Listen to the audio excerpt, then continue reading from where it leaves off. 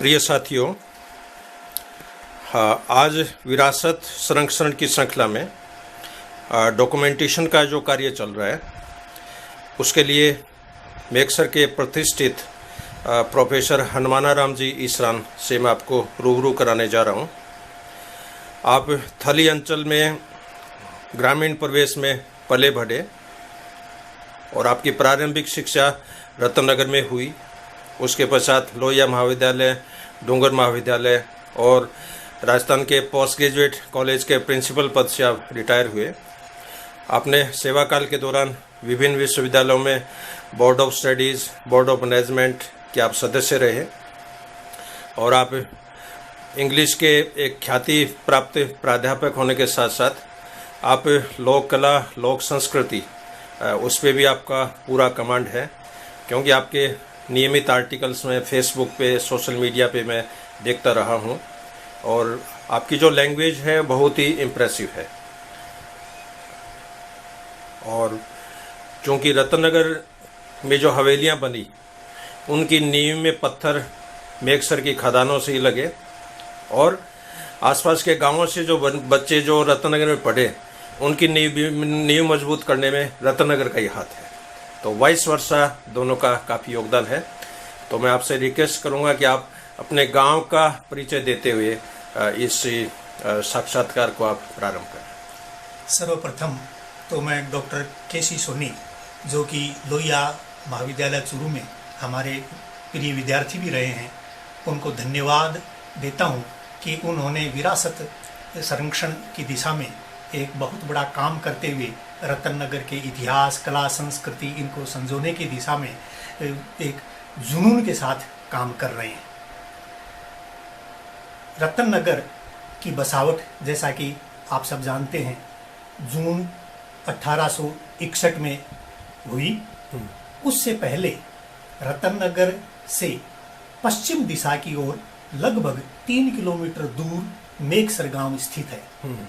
मेक्सर का इतिहास, मेक्सर अपने आप में 600 वर्षों का पुराना इतिहास समेटे हुए है। अच्छा। इसके इतिहास में कई करुण कहानियां भी समाहित हैं। मेक्सर गांव सन 1416 में बसा। अच्छा। और इसकी बसावट के साथ सिद्धमुख के राजा मालदेव चाहर और दिल्ली के बादशाह खिज्र खां के बीच जो लड़ाई हुई 1416 में, वो कहानी भी इस गांव की बसावट के साथ जुड़ी हुई है। अच्छा। 1416 में सिद्धमुख के राजा मालदेव चाहर और दिल्ली के बादशाह खिज्र खां के बीच जो लड़ाई हुई, उसमें चूंकि सिद्धमुख की सेना बहुत छोटी थी, तो उसमें बहुत से मालदेव चाहर के परिवारजन और सैनिक उसमें वीर गति को प्राप्त हुए। ठीक है। वहां से जो चाहर बच गए थे, जीवित बच गए, वे वो स्थान छोड़ करके अन्यत्र चले गए। उन्हीं के परिवार से मेघाजी चाहर 1416 में किसी समय मेघसर गांव बसाया। शुरू में ये गांव, इस गांव की रोही में स्थित बुचाना जोड़ा में इसकी स्थापना हुई। अच्छा। वहां पर उन्होंने, मेघाजी चाहर ने इस गांव की छड़ी रोपी, परंतु जनश्रुति ये है कि वहां पर कुछ समय पश्चात मेघाजी चाहर के परिवार का एक छोटा बच्चा दूध की कड़ाई में गिर गया। अच्छा। और उसकी दुर्घटना में मृत्यु हो गई। अच्छा। इस कारण उस बुचाना जोहड़ा को उन्होंने अशुभ मान लिया और उससे पूर्व की तरफ कुछ दूरी पर गांव दोबारा वहां पर आकर के बस गए। ठीक है। वह गांव जहां पर वह बस्ती जहां पर बसी, अब वर्तमान में वहां पर कान्हाराम मेघवाल का खेत है और आज भी उस खेत को देखते हैं तो वो सारा खेत ठीकरियों से पटा पड़ा है। अच्छा। उसको, वहां की हर ठीकरी उस पुराने इतिहास की कहानी को कहती हुई प्रतीत होती है। वो गांव सदियों तक वहां पर बसा रहा हुआ होगा, परंतु पता नहीं कोई प्राकृतिक आपदा हुई या कोई भारी आक्रमण, उसकी वजह से वो बस्ती तबाह हो गई। और जो लोग जिंदा बचे, बाहर गए हुए या किसी कारणवश, वो लोगों ने लगभग 2 किलोमीटर दक्षिण में खिसक कर वर्तमान में जहां मेघसर गांव बसा हुआ है वहां पर अपना डेरा जमाया। ठीक है। ये डेरा जमाने से पहले उन्होंने वहां पर एक जाल का पेड़ था, वहां पर एक कुआं का निर्माण किया जिसे जाल का कुआं कहते हैं। वो हमारा देखा हुआ है और वो वर्तमान में तो वो तहस नहस हो चुका है। जब ये गांव बसा वर्तमान स्थल पर, तब वहां पर बहुत से परिवार, ब्राह्मण परिवार भी बसे। अच्छा। रतननगर कस्बा जब 1861 में बस गया तो इस कस्बे के लिए निर्माण कार्यों के लिए जो चूने पत्थर की आवश्यकता हुई उसकी आपूर्ति मेघसर गांव की खदानों से होने लगी। ठीक है। और यहाँ की खदानों से जब वो चूना पत्थर जाता था, लोग ढोने के लिए आते थे, तो यहाँ पर पानी की समस्या को देखते हुए ही शायद नंदराम जी केडिया जिन्होंने रतननगर कस्बे की स्थापना की, उन्होंने सैनाली की तरफ जाने वाले रास्ते पर कुएं का निर्माण करवाया मेघसर गांव में, जिसे केडिया का कुआं कहते हैं। अच्छा। वो कुआं कालांतर में 2-4 साल बाद में ही उस कुएं का पानी खारा हो गया, खारा होता चला गया, पीने के काबिल नहीं रह पाने के कारण फिर गांव की दक्षिण दिशा की तरफ रामगढ़ के कुर्डी कूट सेठ ने एक नया कुआं बनवाया, जो कि लगभग 1870 के लगभग बनवाया। और उसके कुछ दूरी पर जो गांव का जोड़ा है रामगढ़ की तरफ जाने वाले रास्ते पर, उसमें एक पक्के जोड़े का भी निर्माण उन सेठों ने करवाया। ठीक है। रतननगर कस्बे में जो बील गोत्र के ब्राह्मण परिवार हैं, वो उनका पलायन मेघसर गांव से ही हुआ है। ठीक है। जहाँ तक हमारे बुजुर्गों से हम सुनते हैं, हरजी बील से स्वयं से हमने सुना है कि हरजी बील का तो जन्म ही मेघसर गांव में हुआ था। अच्छा। तो ये बील परिवार 1915 तक सारे ब्राह्मण परिवार मेघसर गांव से पलायन कर ज्यादातर रतननगर में बस गए, कुछ रामगढ़ चले गए और नेठवा चले गए। गांव में के बीच में जो ठाकुर जी का मंदिर है, वहाँ पूजा अर्चना भी ब्राह्मण परिवार किया करते थे, परंतु गांव से उनके पलायन करने के बाद में रामगढ़ के मालदास जी स्वामी को वहाँ ठाकुर जी मंदिर में पूजा अर्चना के लिए लाया गया और उनका परिवार अभी तक इस गांव में पूजा अर्चना करता है। पूजा स्थल की कोई बात करें तो गांव के पश्चिम में रामदेव जी की एक भरिया टीला है, बहुत ऊंचा टीला है। कुछ वर्षों पहले उसकी थोड़ी खुदाई की तो उसके नीचे रामदेव जी, लोक देवता रामदेव जी का भी एक देवरा वहां पर मिला है। गांव के अंदर बहुत पुराने वृक्ष, खेजड़ी के वृक्ष थे, उन्हें ही ग्रामीण लोग देवता के रूप में उनकी पूजा करते थे। मेघसर गांव की खदानों से जो पत्थर था वो रतननगरी नहीं, रामगढ़ और फतेहपुर तक के कस्बों तक जाता था। 1980 के बाद में उन खदानों से वो जो पत्थर है वो करीब करीब समाप्त हो गया। मेघसर गांव में शिक्षा की लो जगाने में रतननगर का बहुत बड़ा योगदान रहा है। अच्छा। मेघसर गांव में 1955 में प्राइमरी स्कूल की स्थापना हुई और उसमें शुरुआती जो शिक्षक थे मदन लाल जी पड़िहार। अच्छा। और चौधरी छगन लाल जी गोल्याण, ये रतननगर के ही हैं। ये दोनों वहां पर शिक्षक के रूप में रहे। बाद में रामगढ़ के रामलाल जी सांगवान आए और इन शिक्षकों ने यहाँ के बच्चों को शिक्षा की तरफ मोड़ने में बहुत बड़ा योगदान दिया। हम लोगों ने भी प्राइमरी शिक्षा के बाद में 6ठी से 10वीं तक की जो शिक्षा है वो रतननगर की सेकेंडरी स्कूल में ग्रहण की। और इस स्कूल में खास तौर से आदरणीय नारायण सिंह जी राठौड़, मान सिंह जी राठौड़, प्रताप सिंह जी राठौड़, मुरारी लाल जी महर्षि और अन्य सभी जो गुरुजन थे, उनके प्रति श्रद्धा से हमारा सर झुक जाता है, क्योंकि उन्होंने हमारे भविष्य के निर्माण में अहम योगदान दिया है। जहाँ तक आदर्श की बात मानते हैं तो मैं बचपन से, मैं उस रतननगर स्कूल में पढ़ने के दौरान से ही नारायण सिंह जी राठौड़ से बहुत के व्यक्तित्व से बहुत ज्यादा प्रभावित रहा। ठीक है। हर दृष्टि से वे आदर्श पुरुष थे, आदर्श पुरुष थे। कोई गुमान नहीं, किसी तरह बहुत ही आदर्श पुरुष के रूप में मैंने उनको पूजनीय स्वीकार किया। और भी मान सिंह जी राठौड़ साहब, प्रताप सिंह जी, मुरारलाल जी, भैर सिंह, सबका बहुत बड़ा सम्मान हमारे दिलों में अभी है। रतन नगर की स्कूल में मेघसर गांव के ही नहीं बल्कि छोटी और बड़ी सहनाली और आसपास के नेपालसर, शोपराइन, सभी गांवों के जो बच्चे हैं वो पढ़ने के लिए आते थे। और सेकेंडरी स्कूल की जो सुविधा थी आसपास के गांवों में वो रतन नगर में ही थी। और उसके बाद में हायर सेकेंडरी के लिए पढ़ाई के लिए यहाँ चूरू आना हुआ। रतन नगर अपने आप में जब पहली बार गए विशिष्ट कस्बा लगा। विशिष्ट इस रूप में कि जो इसकी सड़कें हैं वो एकदम चौकोर, रास्तों में उस समय तक कहीं कोई अतिक्रमण नहीं, हर चौराहे पर एक पेड़ और बसावट इतनी सुंदर लगती थी कि उसका शब्दों में वर्णन किया जाना असंभव है। गांव के बाहर की तरफ राज का कुआं जिसे कहते हैं, उसके पास में जो मोटी सफील थी उसको देख करके बड़े हतप्रभ रहा करते थे कि इस कस्बे को बसाने वालों का जो सोच है वो कितना उत्कृष्ट रहा है और वे कितने भविष्य दृष्टा रहे हैं कि आगे के वर्षों तक इस कस्बे का बसावट सही ढंग से चले और इसकी सुरक्षा की दृष्टि से इस कस्बे का के निर्माण में उनका अहम योगदान रहा है।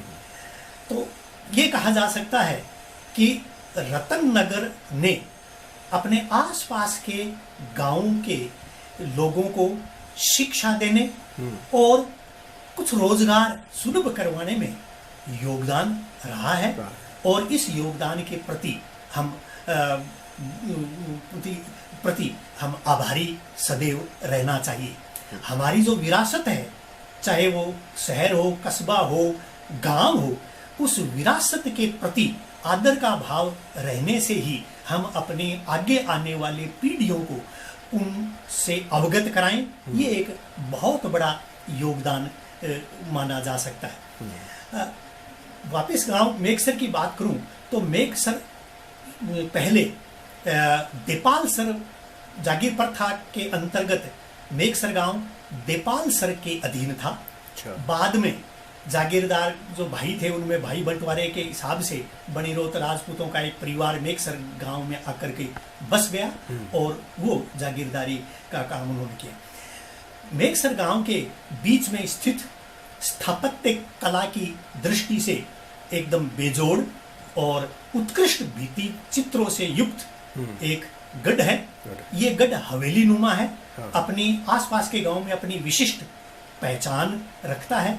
इस गढ़ का निर्माण गांव के जागीरदार ठाकुर कुशल सिंह ने सन 1939 से 1942 के बीच करवाया। 3 साल इसके निर्माण में लगे और इस गांव में सभी जातियों के लोग बड़े सद्भाव के साथ में रहे हैं और रहते आ रहे हैं। एक दूसरे के दुख दर्द में सबका आपसी सहयोग बना है। गांव में शिक्षा की दृष्टि से बहुत बड़ा अपनी जो नई मंजिलें प्राप्त की हैं और नौकरी पेशे में आने में मैं तो ये मानता हूँ कि रतन नगर की सेकेंडरी स्कूल का बहुत बड़ा योगदान गांव की आर्थिक दृष्टि से उत्थान में और उसमें बहुत बड़ा योगदान मानता हूँ। धन्यवाद। कहते हैं रतन नगर रत्नों की नगरी है। बिल्कुल, उसमें कई रत्नों ने जन्म लिया है, इसमें कोई संदेह की बात नहीं हो सकती। और आपने उच्च शिक्षा के दौरान आपके कई साथी रत्ननगर के रहे होंगे। हाँ, बिल्कुल। उनके बारे में भी आप थोड़ा संक्षेप में बताएं। मेरे क्लास फेलो, मैंने 1972 में सेकेंडरी स्कूल की परीक्षा पास की थी। हमारे जो क्लास फेलो हैं वो अरुण धरेंद्रा, प्रदीप डीडवानिया, गुलजारी लाल, ये हमारे क्लास फेलो थे।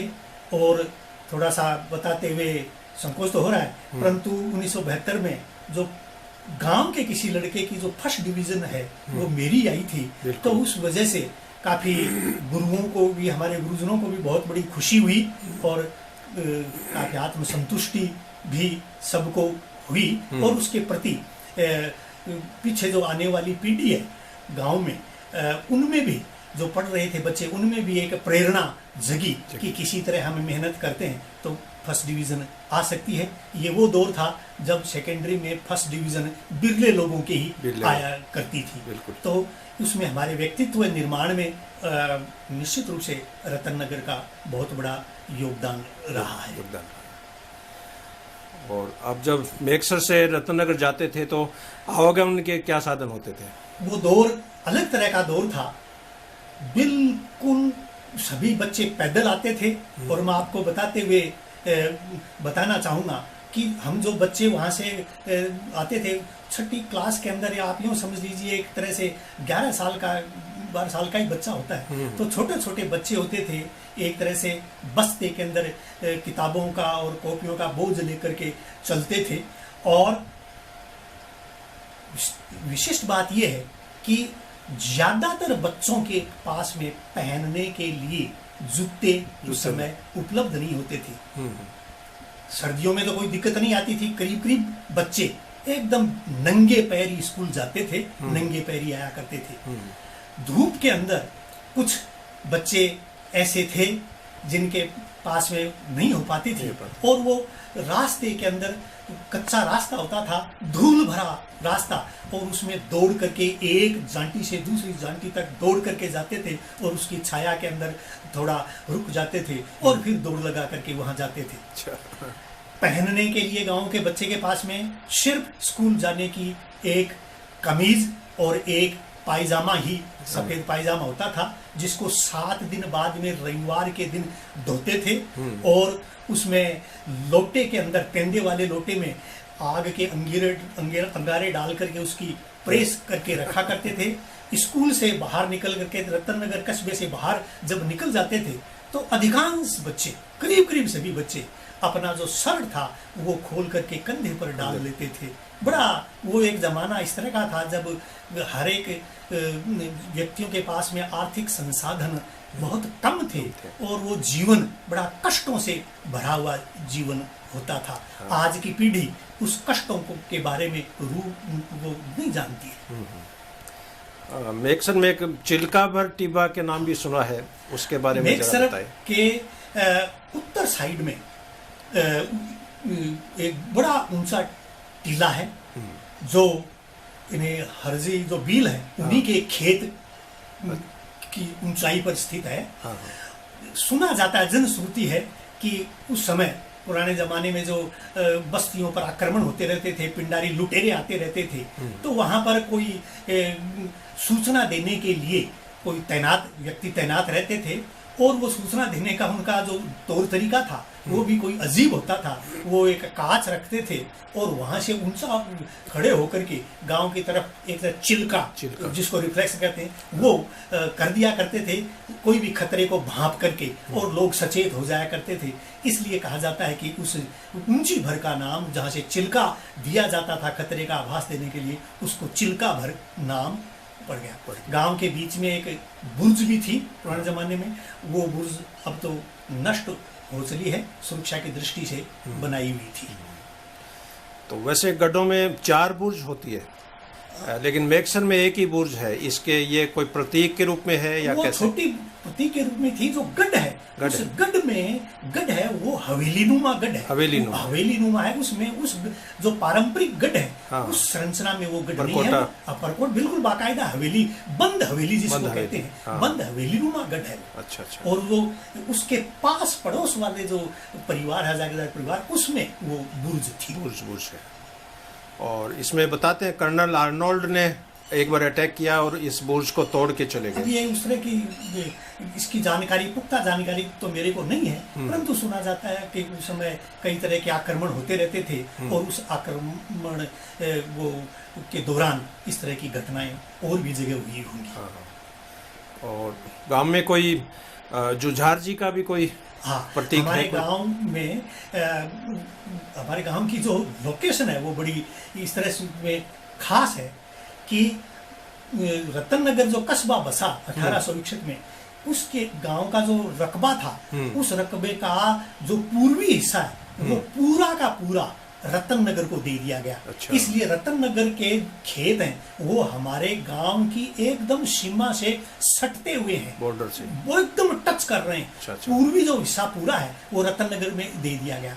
तो और हमारा जो वर्तमान में गांव बसा हुआ है, उस गांव की बसावट जहाँ खत्म होती है वहीं से दक्षिण में सीकर शेखावाटी सीकर जिला प्रारंभ हो जाता है। नेठवा गांव और रामगढ़ की सीमाएं प्रारंभ हो जाती हैं। तो इसलिए ये कह सकते हैं कि मेक्सर एक तरह से गेटवे थार का एक तरह से गेटवे है। वहीं से थार शुरू हो जाता है। उसी दक्षिण दिशा में रजानी एक जोड़ा है, उस जोड़े के अंदर जुझार जी का एक चबूतरा बना हुआ है। पुराने समय से बना हुआ था, पिछले कुछ सालों में उसका जीर्णोद्धार भी किया गया है और वो जीर्णोद्धार के रूप में वहाँ पर अभी भी अवस्थित है। और आपके गांव से उच्च पदों पर कौन कौन व्यक्ति जैसे अभी वर्तमान में हुए हैं और हैं? हमारे गांव में शिक्षा के क्षेत्र में काफी गांव ने नाम रोशन किया और इसका पुनः दोहरा रहा हूँ, इसमें श्रेय रतन नगर की सेकेंडरी स्कूल को ही जाता है, क्योंकि पास में स्कूल थी, इसलिए आना जाना आसानी से करके पढ़ लिए, वरना दूर जाना और संभव नहीं हो पाता था। तो शुरू के अंदर मैं गांव में पहला लेक्चरर बना। ठीक है। 1978 में मैंने एमए किया और 1978 में इंग्लिश में एमए करते ही मैं लेक्चरर गवर्नमेंट कॉलेज करौली में बन गया। मेरे से पीछे जो थे उन बच्चों में भी कुछ प्रेरणा जागी और उसी श्रृंखला के हिसाब से और एक चूंकि रास्ता लोगों को दिखाई देने लगा कि शिक्षा ही एक रास्ता है जिसे में आगे बढ़ा जा सकता है।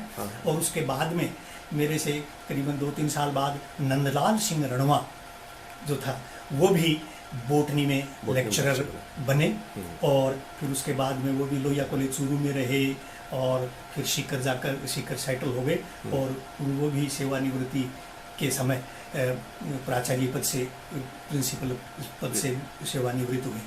उसके बाद हमारे परिवार में परमेश्वर लाल है, वो भी गणित में लेक्चरर बना और वो भी कालांतर में प्राचार्य पद से रहा। मैं जनवरी 2016 में प्रिंसिपल पद से सेवानिवृत्त हुआ और उस दौरान एक तरह से बताते मुझे गर्व होता है कि ग्रामीण क्षेत्र का मैं एकमात्र प्राचार्य था जो मुझे 5 विश्वविद्यालयों की जो गवर्निंग काउंसिल है उनका मेंबर रहने का सौभाग्य प्राप्त हुआ।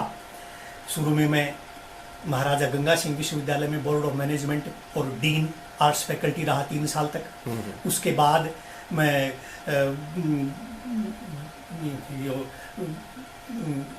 विश्वविद्यालय अजमेर विश्वविद्यालय है उसमें भी एकेडमिक काउंसिल में रहा। उसके बाद राजस्थान विश्वविद्यालय में सिंडिकेट का सदस्य रहा। पंडित दीनदयाल शेखावाटी विश्वविद्यालय सीकर का बोर्ड ऑफ मैनेजमेंट और आर्ट्स फैकल्टी का डीन रहा।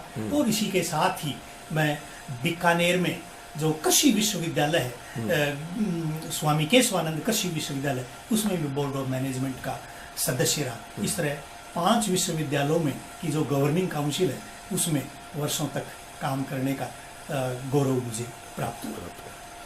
और सेना के क्षेत्र में भी कोई है आपके? सेना के क्षेत्र में एक तरह से वो कहना चाहिए कि अधिकारी पद पर तो नहीं परंतु सैनिक के रूप में कई ने अपनी सेवाएं दी हैं और हवलदार पद भी रहे हैं। और हमारे गांव की एक विशिष्ट बात ये भी बताना चाहूँगा कि भीमराज रणवा जो कि असम राइफल्स में थे वो असम शहीद हो गए थे और उनका एक स्मारक गांव के बाहर बना हुआ है और उनके नाम पर ही गांव की वर्तमान में जो स्कूल है सेकेंडरी स्कूल उसका नाम भी शहीद भीमराज रणवा सेकेंडरी स्कूल रखा गया है उसके सम्मान में। तो ये हमारे गांव में एक शहीद का स्थल भी है।